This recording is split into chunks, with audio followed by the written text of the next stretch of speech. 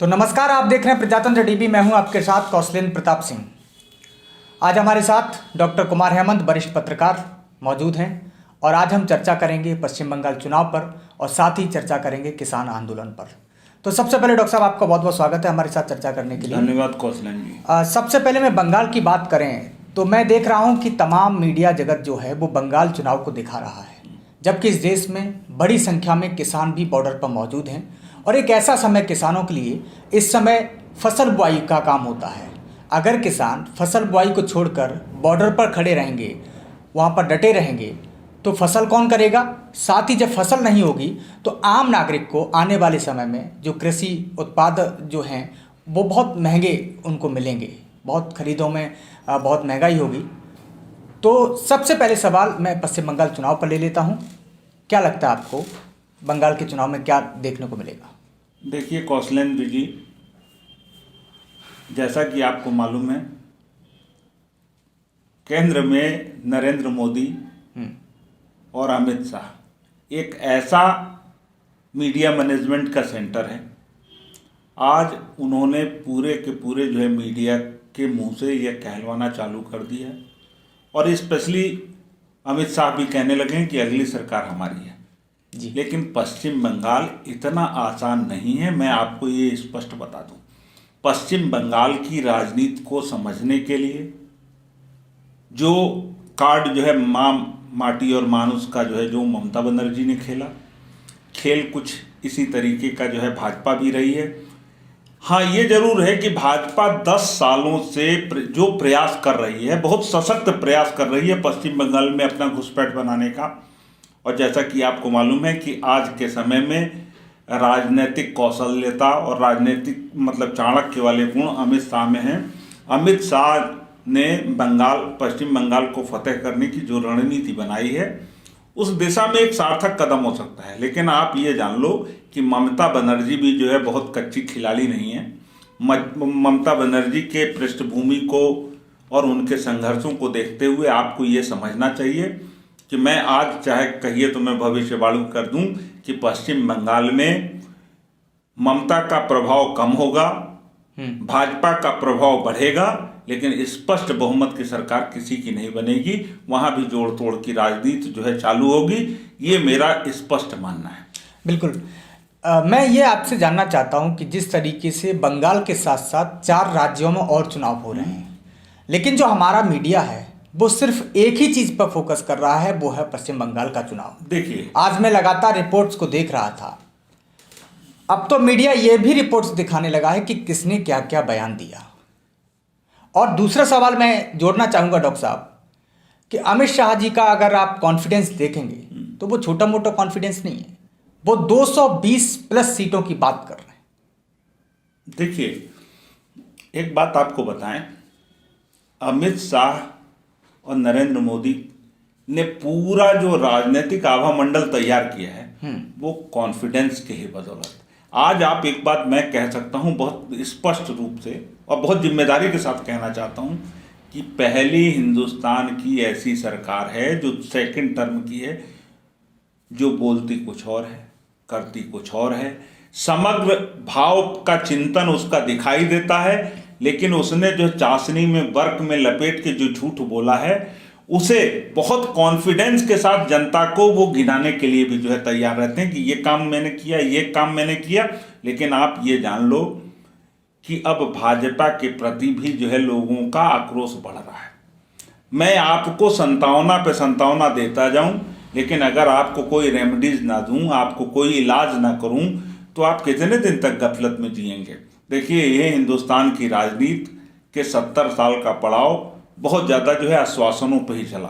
वो काम कांग्रेस ने किया, उस कांग्रेस के हथियार को इन लोगों ने बहुत धारदार बना दिया है। ये मैं कह सकता हूँ स्पष्ट रूप से कि ये पहली सरकार है जो झूठ को भी जो है बिल्कुल इतनी गंभीरता के साथ कहती है, इतनी कॉन्फिडेंस के साथ कहती है कि सामने वाले के जो है छक्के छूट जाते हैं। अमित शाह इस समय ममता बनर्जी को एक मनोवैज्ञानिक जो है मात देने के लिए वो लगातार प्रयास कर रहे हैं। और पूरी की पूरी मीडिया, जैसा कि आप लगातार आप भी कहते रहे हो, सारे लोग कहते हैं कि भैया इनका जो है मीडिया मैनेजमेंट का जो कार्यक्रम है पीएमओ से जो संचालित हो रहा है बहुत स्ट्रांग है। आज इन्होंने पूरे के पूरे इस लोकतांत्रिक देश में मीडिया की भाषा जो है इन्होंने बदल दी है। अब इन्होंने उठा के 5 राज्यों की जगह पे पूरा के पूरा पश्चिम बंगाल को, क्योंकि उन्हें ये मालूम है कि पांडेचेरी वगैरह का चुनाव तो वो जुमलेबाजी से ही जीत जाएंगे। आज तो आपको पता है कि अमित शाह जी जो है पांडेचेरी जो है गए थे, बिल्कुल हैं, और वहां पर वो कांग्रेस को ही आज तक जो है ये लोग डिफेंड करते आए, कांग्रेस को ही जो है गच्चा देने का प्रयास करते रहे। पांडेचेरी में कांग्रेस की सरकार है, आज तुमको और भी बोलने का मौका मिला। बिल्कुल। लेकिन डॉक्टर साहब, अब हम बात कर लेते हैं कि जो किसान आंदोलन हम लोगों ने तो कितनी कवरेज की है और कितनी डिबेट्स चर्चाएं की हैं, लेकिन आज स्थिति वहीं की वहीं है। मैंने जैसे शुरुआत में कहा कि ये समय जो है वो फसल बुआई का है। अगर किसान फसल को नहीं बोएगा तो आगे खाएगा क्या, और आम नागरिक क्या खाएंगे जो किसानों के द्वारा उत्पाद की गई चीज़ों से अपना पेट पालते हैं। मैं आपसे जानना चाह रहा हूँ, एक शब्द मैंने बहुत बार सुना, हर सरकार में सुना, ये मैं भारतीय जनता पार्टी की सरकार की नहीं, वो है नैतिक जिम्मेदारी। आज मैं नैतिक जिम्मेदारी से ये सवाल कर रहा हूँ, नैतिक जिम्मेदारी पर, कि क्या सरकार जो है वो किसानों को कुछ भी कह दे रही है, कोई दिक्कत वाली बात नहीं, किसानों ने सब सहा, लेकिन क्या सरकार के किसी मंत्री, सरकार के किसी मुख्यमंत्री, सरकार के प्रधानमंत्री, सरकार के अफसर की नैतिक जिम्मेदारी नहीं बनती कि आज भी जाकर वो टीवी पर तो बोल सकते हैं, वो बोल सकते हैं हाँ ये किसानों का आंदोलन है, बड़े मुश्किल में बोल पाते हैं। जब उनसे कहलवाया जाए कि ये बताइए ये किसानों का आंदोलन है कि नहीं, अब बोलने लगे, पहले नहीं बोलते थे, पहले कहते ये खालिस्तानी है, देशद्रोही हैं, अब बोलने लगे हैं। तो क्या सरकार के किसी भी व्यक्ति की नैतिक जिम्मेदारी नहीं बनती कि आज भी जाकर उन लोगों से जाएं, बातचीत करें और हल निकालें? एक बात बताइए कौशलन जी, आपने मनोविज्ञान को बहुत अच्छी तरीके से पढ़ा है। आज ये सह और मात का जो है नैतिक जिम्मेदारी का प्रश्न नहीं है, सह और मात का खेल चल रहा है। सरकार ने जो मापदंड स्थापित किए थे, जो कृषि कानून के रूप में जो आपको दिखाई दे रहा है, जो छलावा परोसा था, भले जो है किसान उस छलावा को भांप गए, उसके विरोध में उनके जो है स्वर बहुत उग्र होने लगे, वो आज भी बहुत अनुशासित तरीके से जो है धरने पे बैठे हुए हैं। खेती का समय होने के बाद भी कुछ लोग क्रमबद्ध तरीके से जो है अपने खेतों में काम करने जाते हैं, धरनों पर बैठे रहते हैं। दूसरी बात, अभी तक तो यह आंदोलन सोशल मीडिया पे बहुत तेज था, वहाँ भी उसको आपको जो है क्षरण दिखाई दे रहा होगा। सोशल मीडिया की भी आवाज़ें जो है बदलने लगी हैं। अब सोशल मीडिया भी पश्चिम बंगाल पे ज़्यादा जो है उग्र दिखाई दे रहा है बनस्पत किसान आंदोलन के। देखिए, यहाँ पर नैतिक जिम्मेदारी से सरकार बहुत बुरी तरीके से भाग रही है। भागने के पीछे भी एक लॉजिकल कारण है कि वो अंबानी और अडानी के लिए जो उन्होंने वचनबद्धता निभाई थी, जो उनके पैसे पर जो है दूसरा भी जो है फेस चुनाव लड़ा गया, आज उनको जो है भरपाई करने का अवसर था। अंदर ही अंदर सरकार हिली हुई है कि अगर इसी तरीके से इसे बहुत कमज़ोर किसान आंदोलन के रूप में ना प्रस्तुत किया जाए, अगर बहुत एग्रेसिव किसान आंदोलन के रूप में प्रस्तुत किया जाए, तो कोर्ट भी जो है अपना डंडा जो है चलाने के लिए जो है तैयार है। और किसान हुक्का पानी लेके जो है दिल्ली के सड़कों पर बैठे हुए हैं, वो इन्हें गच्चा देंगे।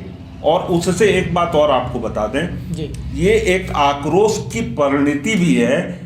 केंद्र सरकार से लेके विभिन्न राज्यों की सरकारें भी जान रही हैं, अब वो पानी पानी होने लगी हैं। उत्तर प्रदेश की सरकार, हरियाणा में, राजस्थान में, चारों तरफ जो है जो जाट बेल्ट है, जो बहुत बड़ा भयानक जो है बेल्ट है, वो अब भाजपा के हाथ से निकलता हुआ वहाँ के राज्यों के मुख्यमंत्री महसूस कर रहे हैं। लेकिन नैतिक जो जिम्मेदारी के अभाव के कारण जो मित्रों का कमिटमेंट था, वो उनको पूरा करने के लिए इस किसान आंदोलन को डिनाई किया जा रहा है। मतलब ऐसा दिखाया जा रहा है कि ये अभी आंदोलन खाली जो है अंतिम सांसें ले रहा है, जबकि ये ढका हुआ राख की चिंगारी है।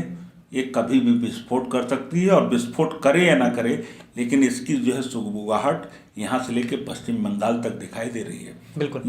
डॉक्टर साहब, मैं आपसे जानना चाहूँगा, आपने जिक्र किया कि सरकार तो नैतिक जिम्मेदारी से भाग ही रही है। मैं आपसे जानना चाहूँगा कि आगामी अभी मार्च आरंभ हो गई, अब अगले मार्च में उत्तर प्रदेश में इलेक्शन है, यानी तैयारियां आज से ही शुरू कर दी हैं राजनीतिक पार्टियों ने। आपने उत्तर प्रदेश में देखा, प्रियंका जी डेरा डाल चुकी हैं, अखिलेश जी अब रैलियां करने लगे हैं, संबोधन में जाने लगे हैं, और उधर से जेपी नड्डा भी उत्तर प्रदेश में कल बनारस में जो भाजपा का हाईटेक कार्यालय का उद्घाटन हुआ। मैं आपसे जानना चाहूँगा कि पश्चिमी उत्तर प्रदेश में तो किसानों का जो महापंचायतें हो रही हैं, इतनी बड़ी संख्या में भीड़ एक रैलियों में आती है, पार्टी की रैलियों में, तो क्या प्रभाव पड़ेगा? क्योंकि आप जो भविष्यवाणी करेंगे वो 1 साल के बाद हम लोग फिर से चर्चा करेंगे, परिणाम वही निकलेंगे। तो क्या लगता है उत्तर प्रदेश, पश्चिमी अगर उत्तर प्रदेश की बात करें, क्योंकि कल मैंने मुख्यमंत्री योगी आदित्यनाथ जी का संबोधन देखा, कल एक टीवी चैनल पर इंटरव्यू दे रहे थे, तो वो कह रहे थे कि वो रैलियों में जाने वाले वो लोग हैं जिनको उनको बुलाया जाता है। वो कांग्रेस पार्टी के कार्यकर्ता बता रहे थे, समाजवादी पार्टी के कार्यकर्ता बता रहे थे। देखिए, इस किसान आंदोलन से सबसे ज़्यादा अगर किसी के आभा मंडल पर प्रभाव पड़ रहा है तो वो योगी जी के ही है। योगी जी अब बौखलाहट में हैं। वो किसान पंचायतें जो हो रही हैं पश्चिम में, उन्हें बिल्कुल ढकोसला बताने पे आमादा हैं, जबकि आप तो जो है ज़मीन से जुड़े हुए हैं। आपके बहुत से पत्रकारों ने जो है कवर किया है, लगातार जो है वो इस जो रैलियों में जा रहे हैं। ये भीड़ बुलाने वाली भीड़ नहीं है जिसे योगी जी जो है ये बताना चाहते हैं कि ये कांग्रेसी हैं, ये सपाई हैं, ये बसपाई हैं। वो वास्तव में किसान हैं। और आपको बता दें, पश्चिम में 125 सीटें में से 102 सीटें जो है भाजपा के पास है, वो बिल्कुल सरक गई है। सरक ही नहीं गई है, इनकी दीवार दरक गई है। उत्तर प्रदेश का जो आने वाला मार्च का चुनाव है वो बहुत ज़्यादा जो है इनके कॉन्फिडेंस को तोड़ने वाला है। ये अपने जो है कॉन्फिडेंस को बूस्ट करने के लिए नाना प्रकार के जो है मिथ्या आरोप लगा रहे हैं। लेकिन ये सत्य बात जान लीजिए कि भाजपा के हक में उत्तर प्रदेश में आगामी चुनाव नहीं होंगे, क्योंकि जनता का जो है विश्वास भी जो है टूटता जा रहा है। चाहे हाईटेक कार्यालयों का जो है दौर चले, चाहे जो है बहुत ज़्यादा बड़े बड़े हवाई जो है नेताओं का दौर चले, जिस तरीके से दिल्ली की जनता ने जो है इनको अभी रिफ्यूज़ किया, उस तरीके से पश्चिम ने तो इनको बिल्कुल तय कर लिया है रिफ्यूज़ करने का। समझ रहे? उसका उत्तर प्रदेश पे बहुत ज़्यादा जो है दूरगामी प्रभाव पड़ने वाला है और पड़ेगा। इसमें निश्चित जान लीजिए किसी तरीके का बदलाव नहीं होगा। और अगर अब तो अंदर से खानों से जो है बात होने लगी है कि अगर इस जल्दी से किसान आंदोलन को ख़त्म नहीं किया गया तो शायद जो है 2022 में उत्तर प्रदेश का चुनाव अखिलेश के और अजीत सिंह के जो है पक्ष में न जाए। समझ रहे? अब तो मैं आपको बताऊं, एक बहुत ज़्यादा जो है करीबी मित्र है, मैं नाम नहीं लेना चाहता हूं, उन्होंने कहा आप तो जानते हो कि मोदी जी जो है मैनेज करने के बहुत मास्टर हैं। जयंत चौधरी जो है बहुत ज़्यादा जो है प्रयास कर रहे हैं। भैया मोदी जी ने जो है अजीत सिंह को तैयार किया है कि हमसे जो है अगर जाट जो है नाराज़ हो रहे हैं तो तुम वोट लेना, हम जयंत चौधरी को उप मुख्यमंत्री बनाएंगे, लेकिन योगी की सरकार बनेगी। लेकिन अगर मित्र, जबकि आप जानते हैं कि वो सपा के जो है नैसर्गिक अलायंस पार्टनर हैं, अगर भाजपा इन घातों के साथ जो है फिर से उत्तर प्रदेश में आना चाहती है तो ये एक बात तो जान ही लीजिए तय कि उनको अब भी अपनी ज़मीन सरकती हुई दिखाई दे रही है। और ऐसे टोने टोटके जो स्पष्ट बहुमत वाली जो है सरकारें बना चुके हैं, काम कर चुके हैं, वो लोग अगर सोचें कि यहाँ हम गच्चा खाएंगे तो वहाँ अजीत सिंह संभालेंगे, यानी कि उनकी ज़मीन में छीछा लेदर होना चालू हो चुका है। अब मैनेजमेंट के ये आदी हैं, मैनेजमेंट से क्या होता है। लेकिन आप ये जान लो कि खट्टर सरकार की लोकप्रियता को दुष्यंत ने ही तो संभाला। बिल्कुल, समझे? उसी तरीके का ये फिर प्रयोग उत्तर प्रदेश में करना चाहते हैं, जो कि बहुत घातक हो। बिल्कुल। तो बहुत बहुत शुक्रिया डॉक्टर कुमार हेमंत, हमारे साथ में वरिष्ठ पत्रकार मौजूद थे।